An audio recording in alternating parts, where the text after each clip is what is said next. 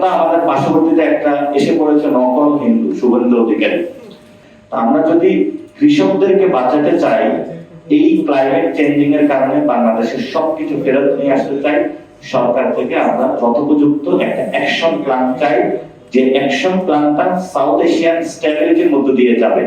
South এশিয়াকে খারিজ করে আপনি এই অ্যাকশন প্ল্যানটা বাস্তবায়ন করতে পারবেন না। এখন তো আমাদের পার্শ্ববর্তীতে একটা এসে পড়েছে নকল হিন্দু শুভেন্দু অধিকারী।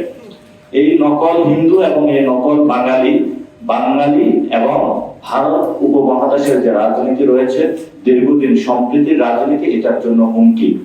এই নকল হিন্দু তার শুধু ব্যবসা বুঝে কখনো মমতার দলে যায়, কখনো বিজেপির ছাতা ধরে।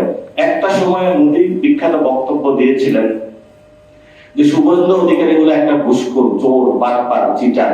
উনি হলো তার দেখিয়েছিলেন, সেই ঘুষ নিয়ে সরাসরি ধরা খেয়েছিলেন। আসামের যে মুখ্যমন্ত্রী হচ্ছে সেটাও একটা বাটপার টাইপের লোক, ঘুষ নিয়ে জনগণের সম্মুখে সরাসরি ধরা খেয়েছিল। তো এইসব নকল হিন্দু, নকল বাঙালি দক্ষিণ এশিয়াতে বাংলাদেশের বর্ডারে নতুন করে একটা দাঙ্গা লাগাতে চাই। আমাদের থেকে স্পষ্ট কথা, এনসিপি থেকে এবং বাংলাদেশের জনগণের পক্ষ থেকে, আমরা দক্ষিণ এশিয়াতে আর কোনো দাঙ্গা লাগাতে দিব না।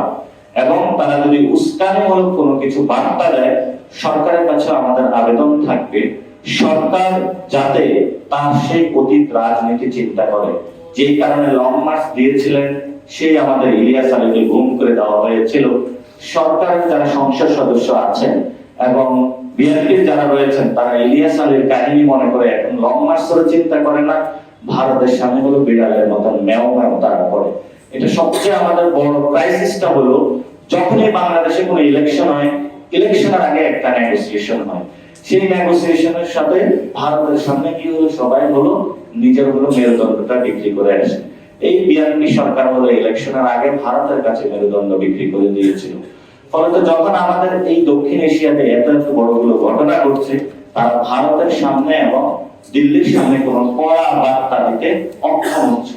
এই অক্ষমতার জায়গা যদি তারা দেয়, তাহলে আমরা তাদেরকে বলবো তারা আসলে জাতীয়তাবাদী পলিটিক্সের আড়ালে ভুয়া জাতীয়তাবাদী। তারা কোন জাতীয়তাবাদী ব্যক্তি এই ধরনের রাজনীতি কখনো মেনে নিতে পারে না।